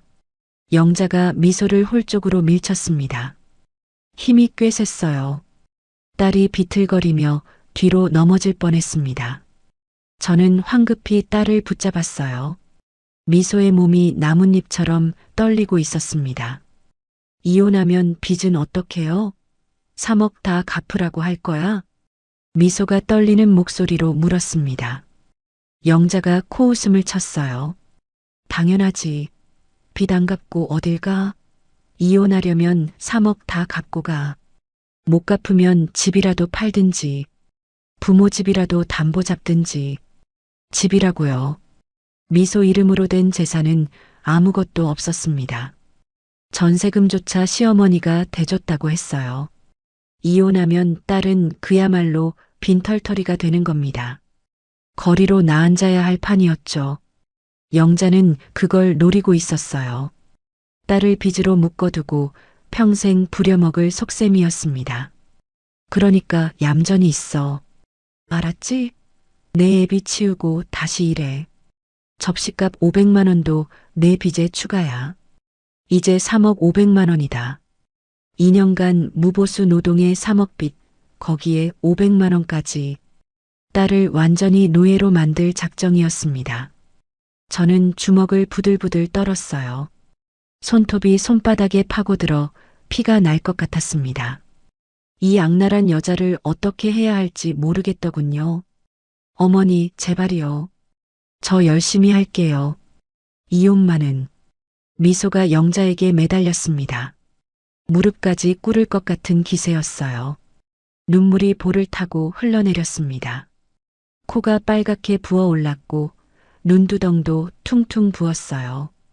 딸이 이 악독한 시어머니에게 빌고 있었습니다. 세상에서 가장 싫어하는 사람에게 목숨처럼 매달리는 모습이었어요. 가슴이 찢어지는 것 같았습니다. 내가 이 모습을 보려고 딸을 키웠나 싶었죠. 그럼 내 애비 당장 내보내. 그리고 다시는 여기 얼씬도 못하게 해. 내 입으로 직접 말해. 영자가 손가락으로 저를 가리켰습니다. 명령하는 투였어요. 미소가 저를 돌아봤습니다. 눈에 눈물이 그렁그렁했어요. 입술을 깨물며 무언가 말하려고 했지만 말이 나오지 않는 것 같았습니다. 아빠, 미안해. 아빠 가줘야 할 것 같아. 제발. 딸의 그 말이 비수처럼 가슴에 박혔습니다. 내 딸이 나를 내쫓고 있었어요. 시어머니 눈치를 보느라 친아버지를 내쫓는 신세가 된 겁니다. 세상에 이런 서러운 일이 또 있을까요? 눈시울이 뜨거워졌어요. 미소야. 아빠, 제발. 나 여기서 쫓겨나면 진짜 갈 데가 없어. 빚 때문에 아무 데도 못 가. 딸의 목소리가 애절했습니다. 3억이라는 빚이 딸의 목을 죄고 있었어요. 저는 당장이라도 소리치고 싶었습니다. 3억이 뭐냐고, 아빠한테는 그 100배도 넘는 돈이 있다고. 하지만 입이 떨어지지 않았어요. 그때 홀 쪽에서 소란이 들렸습니다. 웅성거리는 소리와 함께 발소리가 가까워졌어요. 누군가 회장님 오신다고 외치는 소리도 들렸습니다. 영자의 얼굴이 환해졌어요. 어머, 회장님 오셨나 보다. 드디어. 영자가 부산하게 머리를 만지며 홀 쪽으로 향했습니다. 아까까지 살기등등하던 얼굴이 순식간에 만면에 미소를 띄었어요. 정말 180도 달라지는 모습이었죠. 역겨웠습니다. 저는 딸의 손을 꼭 잡았습니다. 차갑고 떨리는 손이었어요. 하지만 이제 곧 모든 게 뒤집어질 겁니다. 김 실장이 들어오는 순간 영자는 자기가 그토록 기다리던 회장이 누구인지 알게 되겠죠. 그 얼굴이 어떻게 변할지 벌써부터 눈에 선했습니다. 주방 문이 열렸습니다. 찬바람이 훅 불어왔어요. 검은 양복을 빳빳하게 차려입은 김 실장이 들어왔습니다. 백발이 단정하게 빗어 넘겨져 있었고 눈빛은 날카로웠어요. 그 뒤로 검은 양복을 입은 경호원 2명이 따라왔습니다. 덩치가 산만했죠. 주방 안의 공기가 순식간에 바뀌었어요. 김 실장이 저를 보더니 깊이 허리를 숙였습니다. 90도 가까이 숙이는 정중한 인사였어요. 회장님 부르셨습니까? 그 한마디에 홀이 순간 조용해졌습니다. 요리사들이 하던 일을 멈췄고 직원들이 눈을 동그랗게 떴어요. 모든 시선이 저에게로 쏠렸습니다. 영자의 얼굴이 굳어졌어요. 눈이 휘둥그레졌고 입이 반쯤 벌어졌습니다. 뭔가 잘못됐다는 걸 직감한 표정이었죠. 당연하죠. 회장님? 영자가 더듬거렸습니다. 저를 보고 김 실장을 보고 다시 저를 봤어요. 머릿속에서 뭔가 계산하는 것 같았습니다. 하지만 계산이 안 맞는다는 표정이었어요. 그도 그럴 것이 자기가 개 취급하던 촌로가 800억짜리 빌딩 주인이라니 믿기지 않겠죠. 저는 천천히 영자를 향해 돌아섰습니다. 그리고 평생 처음으로 차갑게 웃었어요. 입꼬리만 올라가는 웃음이었습니다. 왜요, 사돈? 회장 얼굴이 궁금하셨잖아요. 여기 있습니다. 이 꼴로 찾아온 시골 촌로가 바로 그 회장이에요. 영자의 얼굴에서 핏기가 싹 빠졌습니다. 입술이 파르르 떨렸어요. 아까까지 그렇게 기세등등하던 사람이 맞나 싶을 정도로 쪼그라들었습니다. 무릎이 후들거리는지 뒤에 있는 조리대를 붙잡았어요. 저는 딸을 끌어안았습니다. 그리고 영자를 똑바로 쳐다보며 말했어요. 사돈, 이제 우리 제대로 얘기 좀 해봅시다. 아주 제대로요. 각오하세요, 사돈. 주방 안이 얼어붙었습니다. 아무도 움직이지 않았어요. 숨소리조차 들리지 않았습니다. 프라이팬에서 지글거리던 소리마저 멈춘 것 같았어요. 모든 시선이 저와 김 실장 사이를 오갔습니다. 방금 무슨 일이 일어난 건지 이해하려는 눈빛들이었죠. 영자의 얼굴이 볼만했습니다. 눈이 휘둥그레져서 거의 튀어나올 것 같았어요. 입이 반쯤 벌어진 채 닫히지 않았습니다. 광대뼈가 실룩거렸고 턱이 덜덜 떨렸어요. 방금 전까지 저를 개 취급하던 그 얼굴이 완전히 일그러져 있었죠. 믿을 수 없다는 표정이었습니다. 사돈이 회장님이라고요? 영자가 더듬거렸습니다. 목소리가 갈라졌어요. 저는 대답하지 않았습니다. 그냥 차갑게 바라보기만 했어요. 김 실장이 제 옆에 서서 서류 가방을 열었습니다. 네, 맞습니다. 이분이 오늘 이 건물을 800억에 매입하신 장동철 회장님이십니다. 800억이라는 말에 영자의 무릎이 꺾이는 게 보였습니다. 뒤에 있던 조리대를 붙잡고 간신히 버텼어요. 얼굴이 하얗다 못해 파랗게 질렸습니다. 800억? 네. 오늘 오전에 계약이 완료됐습니다. 김 실장이 담담하게 말했습니다. 영자가 휘청거렸어요. 옆에 있던 성훈이 어머니를 부축했습니다. 성훈도 마찬가지였어요. 얼굴이 백지장처럼 하얘졌고 입술이 파르르 떨렸습니다. 저는 천천히 영자에게 다가갔습니다. 한 걸음 한 걸음. 제가 다가갈수록 영자가 뒤로 물러섰어요. 아까까지 저를 밀쳐내던 그 기세는 온데간데 없었습니다. 사돈. 영자가 입을 열려고 했습니다. 하지만 저는 손을 들어 말을 끊었어요. 아까 뭐라고 하셨죠? 쥐뿔도 없는 집안이라고 했나요? 영자의 얼굴이 일그러졌습니다. 자기가 한 말이 부메랑처럼 돌아온 거였죠. 그건 내 딸 몸값으로도 못 갚는다고도 했고요. 차비나 드릴 테니까 가시라면서 돈을 바닥에 던지셨죠? 제가 한마디 할 때마다 영자의 얼굴이 점점 더 구겨졌습니다. 아까 자기가 저지른 일들이 떠오르는 모양이었어요. 이마에 식은 땀이 송골송골 맺혔습니다. 사돈, 그게 아니라. 그리고 내 딸을 때렸어요. 내 눈앞에서. 저는 미소의 뺨을 가리켰습니다. 아직도 빨간 손자국이 선명했어요. 영자가 그 자국을 보더니 눈을 질끈 감았습니다. 그건 제가 너무 흥분해서. 죄송합니다, 사돈. 아니, 회장님. 영자가 갑자기 허리를 굽혔습니다. 아까까지 저를 노인네라고 부르던 사람이 90도로 절을 했어요. 허리가 직각으로 꺾였습니다. 태도가 180도 바뀌었어요. 명품 구두를 신은 발이 후들후들 떨리고 있었습니다. 돈 앞에서 이렇게까지 비굴해질 수 있다니 역겨웠어요. 인간의 가장 추한 모습을 보는 것 같았습니다. 회장님, 정말 죄송합니다. 제가 눈이 있어도 보지 못했어요. 용서해 주세요. 제가 미쳤었어요. 영자가 연신 고개를 조아렸습니다. 하지만 저는 표정 하나 바꾸지 않았어요. 이 여자의 사과는 진심이 아니었습니다. 그냥 건물주한테 잘 보이려는 거짓 사과였죠. 사과는 나한테 할 게 아니라 내 딸한테 해야죠. 저는 미소를 가리켰습니다. 딸이 아직도 멍하니 서 있었어요. 무슨 상황인지 제대로 파악하지 못하는 표정이었습니다. 미소야. 영자가 미소에게 다가가려고 했습니다. 하지만 저는 딸 앞을 가로막았어요. 가까이 오지 마세요. 차가운 목소리에 영자가 멈칫했습니다.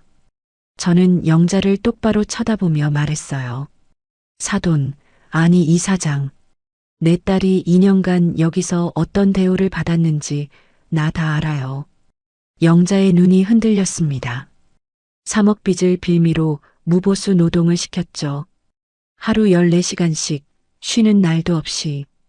그것도 모자라서 며느리를 하수구 앞에서 설거지시키고 오늘은 뺨까지 때렸어요. 제가 말할 때마다 영자의 어깨가 움츠러들었습니다. 주변 직원들이 수군거리기 시작했어요. 다들 충격받은 표정이었습니다. 사장님이 며느리한테 저런 짓을 했다니 하는 눈빛들이었죠. 이게 사람이 할 짓입니까? 저는 목소리를 높였습니다. 영자가 고개를 푹 숙였어요. 아까까지의 기세는 완전히 사라지고 쪼그라든 모습이었습니다. 그래서 결정했습니다. 저는 김 실장을 돌아봤습니다. 김 실장이 서류 가방에서 문서를 꺼냈어요. 이 가게 임대차 계약 해지하겠습니다. 영자의 얼굴이 다시 하얘졌습니다. 방금 돌아오던 핏기가 다시 싹 빠졌어요. 눈이 커졌고 입이 벌어졌습니다. 마치 사형 선고를 받은 사람 같은 표정이었죠. 다리가 후들거렸습니다. 해지요? 그게 무슨... 네. 건물주 권한으로 계약 해지 통보합니다. 30일 내로 이 자리 비워주세요. 인테리어 비용 청구 같은 거 하지 마시고요. 오히려 내가 원상복구 비용 청구해야 할 판입니다. 김 실장이 해지 통보서를 영자에게 내밀었습니다. 영자가 떨리는 손으로 서류를 받았어요. 종이가 바들바들 떨렸습니다. 글씨를 제대로 읽지도 못하는 것 같았어요. 이러시면 안 돼요, 회장님. 이 가게가 제 전부예요. 여기 문 닫으면 저 어떡해요.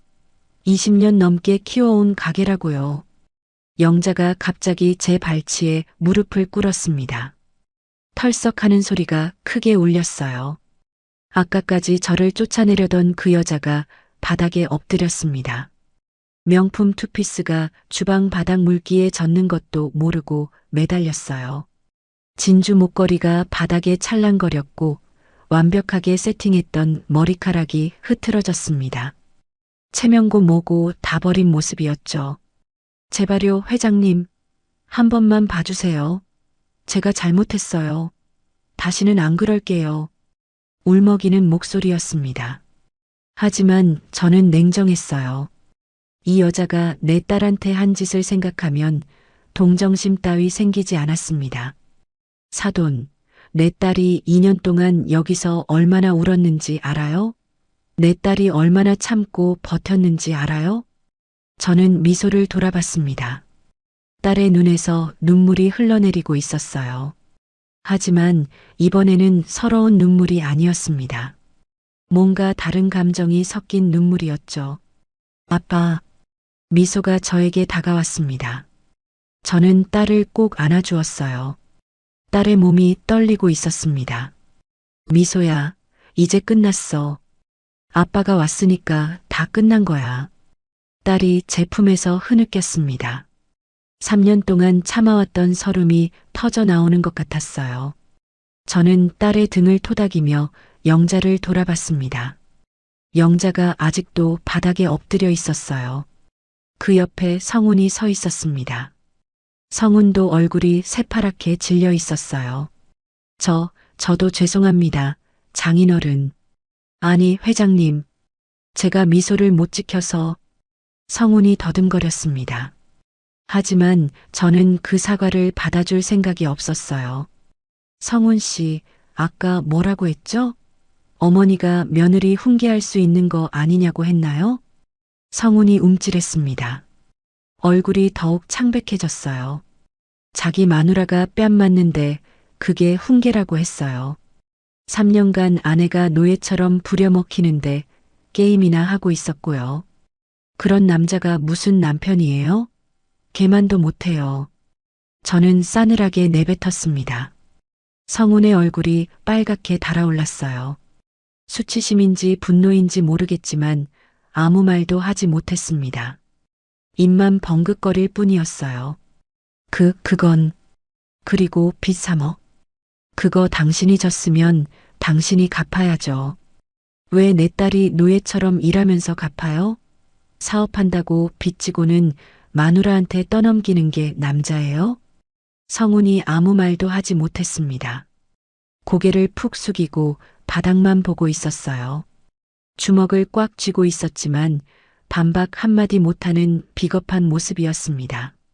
저는 김 실장에게 눈짓했습니다. 김 실장이 또 다른 서류를 꺼냈어요. 여기 3억 500만 원 수표입니다. 이걸로 빚은 청산된 겁니다. 김 실장이 수표를 영자 앞에 던졌습니다.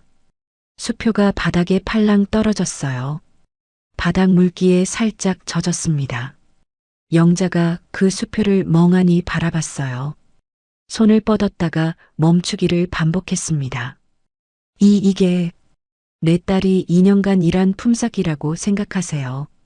최저시급으로 계산해도 이 정도는 받아야 해요. 더 이상 내 딸한테 빚핑계로 뭐라 할 자격 없어요. 이제 미소는 자유예요. 저는 차갑게 말했습니다. 영자가 떨리는 손으로 수표를 집어들었어요. 3억 500만 원. 자기가 그토록 내 딸의 목을 죄던 그 빚이 한 장의 종이로 사라지는 순간이었습니다. 그리고 딸의 손을 잡았어요. 미소야, 가자. 이 지옥 같은 곳에서 나가자. 딸이 고개를 끄덕였습니다. 저는 딸을 데리고 주방을 나섰어요. 뒤에서 영자의 울음소리가 들렸지만 돌아보지 않았습니다. 홀을 지나갈 때 손님들이 수군거렸어요. 아까 저를 노숙자라고 비웃던 그 사람들이었습니다. 휴대전화로 저를 찍으려던 그 남자도 있었어요. 지금은 누구도 저를 비웃지 않았습니다. 오히려 경외심 어린 눈으로 바라보고 있었어요. 세상이 달라 보이는 순간이었습니다. 저는 딸의 손을 꼭 잡고 가게를 나섰습니다. 바깥 공기가 시원했어요. 오후 햇살이 따스하게 내리쬐었습니다. 답답했던 가슴이 뻥 뚫리는 것 같았어요. 딸이 제 옆에서 깊은 숨을 내쉬었습니다. 3년 만에 처음으로 편하게 쉬는 숨 같았어요. 아빠, 나 꿈꾸는 거 아니지? 이게 진짜 현실이야? 꿈 아니야. 현실이야, 미소야. 저는 딸의 손을 더 꼭 잡았습니다. 거칠고 상처난 그 손이 너무 안쓰러웠어요. 이제 다 끝났어, 미소야. 아빠가 있잖아. 이제 아무도 널 힘들게 못해. 약속할게, 미소야. 꼭, 반드시. 모든 것이 끝났습니다. 영자는 바닥에 주저앉아 울고 있었고 성우는 제 앞에 무릎을 꿇고 빌었어요. 옆에서는 직원들이 멍한 표정으로 이 광경을 지켜보고 있었습니다. 아까까지 자기들을 쥐잡듯 하던 사장이 촌로에게 무릎을 꿇다니 믿기지 않는다는 표정이었죠. 김 실장이 건넨 퇴거 통보서를 영자가 부여잡고 벌벌 떨고 있었습니다. 손이 너무 떨려서 종이가 파르르 소리를 냈어요. 사돈. 제가 잘못했어요. 한 번만 봐주세요. 가게를 잃으면 저희 망해요. 평생 일군 것이에요. 영자의 목소리가 떨렸습니다. 아까까지 저를 개 취급하던 그 사람이 맞나 싶었어요.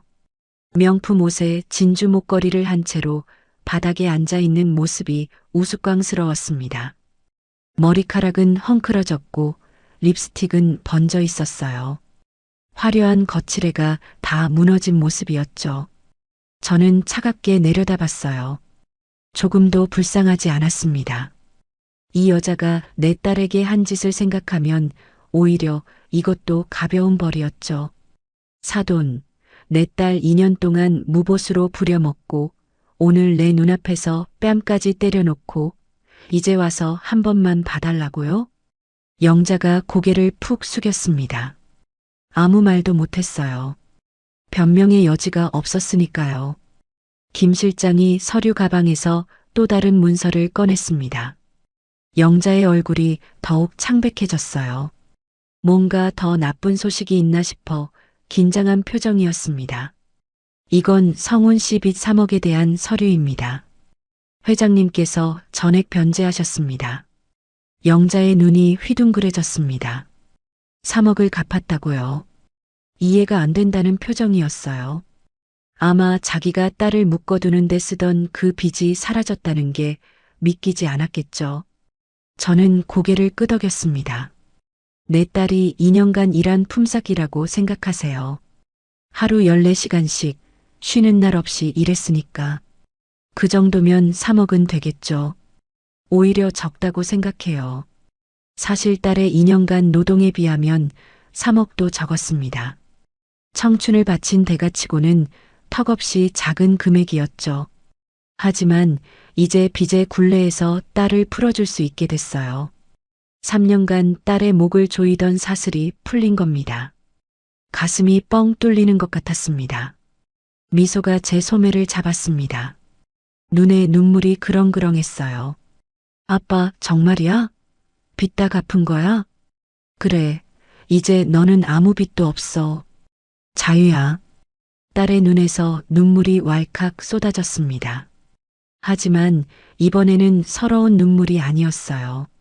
3년 만에 처음 보는 안도의 눈물이었습니다. 성훈이 허겁지겁 다가왔습니다. 미소의 손을 잡으려고 했어요. 하지만 딸이 손을 뿌리쳤습니다. 미소야, 우리 다시 시작하자. 응? 내가 잘못했어. 앞으로는 진짜 잘할게. 어머니한테도 말할게. 늦었어요. 미소의 목소리가 단호했습니다. 3년간 들어보지 못한 목소리였어요. 저는 딸이 자랑스러웠습니다. 3년간 당하기만 하던 아이가 드디어 제 목소리를 내고 있었어요. 기죽어 있던 어깨가 펴지고 눈에 힘이 들어갔습니다. 난 이혼할 거예요. 아까 어머니가 먼저 이혼하라고 했잖아요. 그 말 그대로 하는 거예요. 어머니 뜻대로요. 성훈의 얼굴이 하얗게 질렸습니다. 눈이 풀린 채로 멍하니 서 있었어요. 상황 파악이 안 되는 표정이었습니다. 3년간 아내를 짓밟고도 아무렇지 않던 놈이 이제 와서 당황하는 꼴이라니. 꼴 좋더군요. 솔직히 통쾌했습니다. 영자가 벌떡 일어났습니다. 무릎에 묻은 먼지를 털 생각도 못하고 아들 앞으로 달려갔어요. 성훈의 등을 떠밀며 다급하게 말했습니다. 야, 이 바보야. 빨리 무릎 꿇고 빌어. 제발 이혼하지 말라고. 장인어른한테도 싹싹 빌고. 내가 빌어야지 누가 빌어. 성훈이 제 앞에 다시 무릎을 꿇었습니다. 이마가 바닥에 닿도록 절을 했어요. 쿵쿵 소리가 났습니다. 하지만 저는 눈길조차 주지 않았어요. 이놈의 눈물은 후회가 아니라 두려움에서 나온 것이었으니까요. 미소야, 가자. 저는 딸의 손을 잡고 주방을 나섰습니다. 뒤에서 영자가 울부짖는 소리가 들렸어요. 사돈, 제발요. 한 번만 봐주세요. 가게라도 살려주세요. 저는 돌아보지 않았습니다. 딸의 손을 꼭 잡은 채 홀을 가로질러 정문으로 향했어요. 손님들이 수군거리며 이쪽을 쳐다봤습니다. 아까 저를 노숙자 취급하며 비웃던 사람들이었죠. 지금은 표정이 완전히 달라져 있었어요.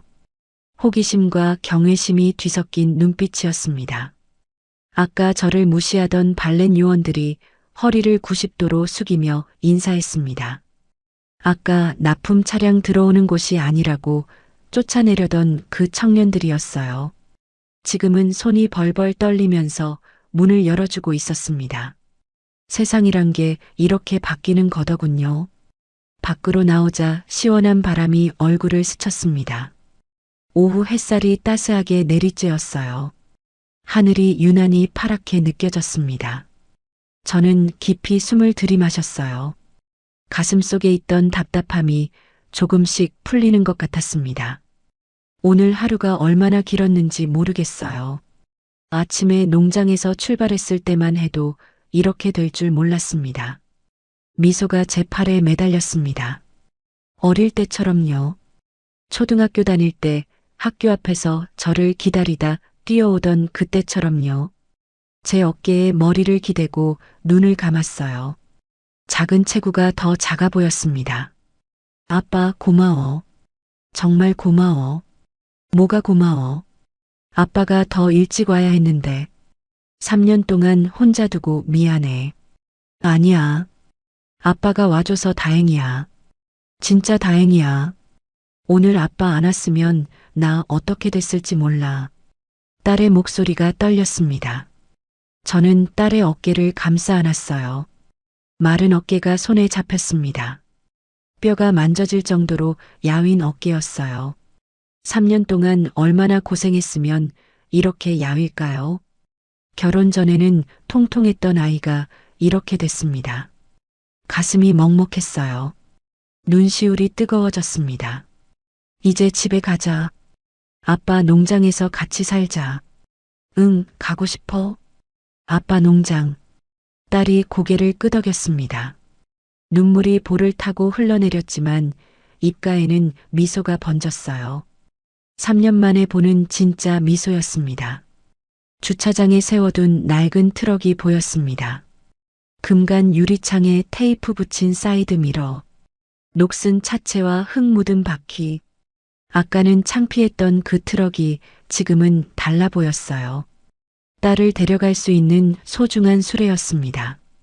벤츠보다 포르쉐보다 이 낡은 트럭이 더 값지게 느껴졌어요. 트럭 조수석 문을 열어줬습니다. 미소가 올라탔어요. 낡은 시트에서 삐걱 소리가 났지만 딸은 개의치 않았습니다. 시트에 앉자마자 긴 한숨을 내쉬었어요. 어깨가 축 처지더니 머리를 뒤로 젖혔습니다. 긴장이 풀리는 것 같았어요. 3년간 한시도 쉬지 못했던 긴장이요. 아빠, 나 배고파. 아까 점심도 못 먹었어. 아침부터 설거지만 했거든. 그래. 뭐 먹고 싶어? 아빠가 해주는 거. 아빠 된장찌개 먹고 싶어. 엄마 없고 나서 아빠가 끓여주던 그 된장찌개. 된장찌개라니. 별것 아닌 음식인데 딸의 눈에 눈물이 그렁그렁했어요. 시집에서 3년간 제대로 된 밥 한 끼 못 먹었나 봅니다. 남들 먹다 남은 것만 먹었을 딸 생각에 가슴이 먹먹했어요. 그래, 집에 가서 해줄게. 된장찌개에 계란말이도 해줄게. 내가 좋아하는 김치전도 부쳐줄게. 저는 운전석에 올라탔습니다. 시동을 걸자 트럭이 덜컹거리며 움직였어요. 주차장을 빠져나오는데 백미러에 가게가 보였습니다. 신규 건물주님 환영이라는 현수막이 아직도 걸려 있었죠. 피식 웃음이 났어요. 도로로 나서자 서울 시내가 눈에 들어왔습니다. 고층 빌딩들이 즐비했지만 제 눈에는 논밭이 펼쳐진 고향이 더 그리웠어요. 미소도 그럴 겁니다.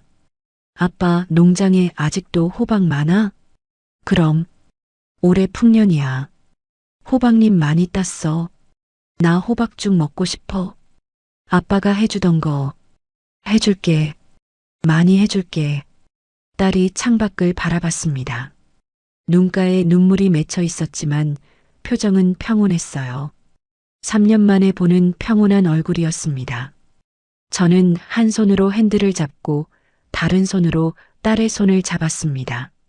거칠고 상처난 손이었지만 따뜻했어요. 세제에 상한 피부, 파편에 베인 상처들. 이 손을 다시 부드럽게 만들어줘야겠다고 생각했습니다. 시간이 걸리더라도요. 차창 밖으로 해가 기울기 시작했습니다. 노을빛이 하늘을 물들이고 있었어요. 주황색과 붉은색이 뒤섞인 아름다운 노을이었습니다. 그 빛이 딸의 얼굴을 비췄어요. 창백했던 얼굴에 생기가 도는 것 같았습니다. 아빠, 나 이제 괜찮을 것 같아. 무섭지 않아. 딸이 조용히 말했습니다. 목소리가 떨리지 않았어요. 저는 고개를 끄덕였습니다. 그래, 이제 괜찮을 거야. 아빠가 있으니까. 앞으로는 아빠가 지켜줄게. 트럭이 고속도로에 올라탔습니다. 서울을 벗어나 고향으로 향했어요. 도시의 빌딩들이 뒤로 멀어지고 창밖으로 논밭이 펼쳐지기 시작했습니다. 벼들이 황금빛으로 물들어 있었어요. 가을이 오고 있었습니다. 풍요로운 계절이요. 새로운 시작의 계절이요. 저는 딸의 손을 꼭 잡은 채 앞만 바라봤습니다. 이제 새로운 시작입니다. 딸과 함께하는 새로운 삶이요. 앞으로는 딸이 웃는 모습만 보게 해주고 싶었어요. 맛있는 것 먹이고 푹 쉬게 하고 상처난 손을 치료해주고 싶었습니다. 백미러의 서울 시내가 점점 멀어져 갔습니다. 그 화려한 빌딩들 사이에서 딸이 얼마나 외로웠을지 생각하니 마음이 아팠어요. 하지만 이제 끝났습니다. 그리고 저는 페달을 더 세게 밟았어요. 고향으로, 우리 집으로, 내 딸을 데리고 말입니다. 다시는 놓치지 않을 겁니다. 절대로요. 그게 아비된 돌이니까요. 평생요. 언제까지나요? 오늘의 사연 어떠셨나요? 사연이 마음에 닿았다면 더 좋은 사연으로 찾아뵐 수 있도록 구독과 좋아요를 눌러주세요. 그리고 사연의 주인공을 위한 따뜻한 말씀도 댓글로 부탁드립니다. 여러분의 오늘을 응원합니다. 인생 소풍이었습니다.